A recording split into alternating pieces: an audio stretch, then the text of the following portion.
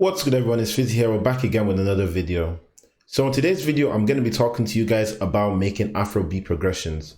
So I think I made a video like this like a couple months ago, but I just said, look, let me just do a refresher or revision on that. So when it comes to making Afrobeat progressions are meant to be very simple. They're not really complex melodies. They're not as if like there's 500 lines of melodies or anything. It's always a very simple beat. So the first thing you need to do when it comes to making your Afrobeat progression is think about the BPM. For example, if I was to play a very common popular Afrobeat progression, which is a 4-5-1, this is what it's going to sound like in a BPM of 100.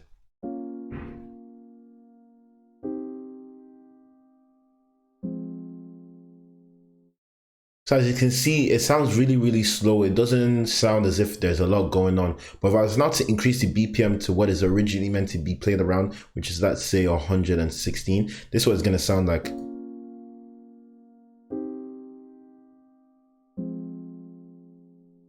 So because the beat is faster, there's a little bit more energy behind the progression, and this just allows for the artist or the producer to now add in their own style onto it.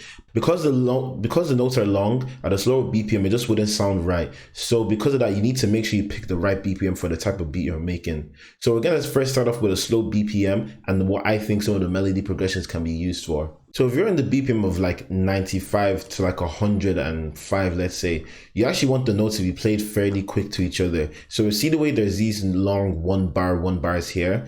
That's not the way that I personally would play that for a 95 to 105 BPM range. I'd actually play them a bit quicker to each other. So let me show you. And as you can see, this is a 1-2-5 progression. And this 1-2-5 can be also played at like a faster BPMs. But as you can see, instead of the notes being spread out across, they're actually close to each other. So one thing when it comes to playing a slow BPM, make sure that your notes are together. Let me show you the 4-5-1 again.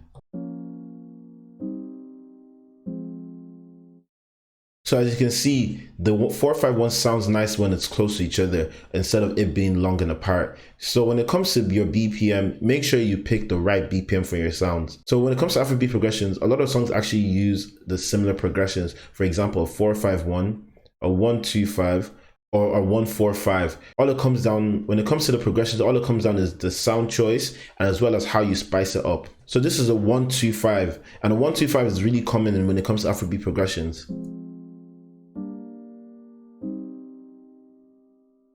A nice progression that isn't always commonly used but I think sounds really nice is the 1-3-2-5 progression. This progression was famously used by Asake in his song Amapiano. So this is what it sounds like. And of course, this is just the very basics. The producers that made that song added their own style and added in some filler notes and everything.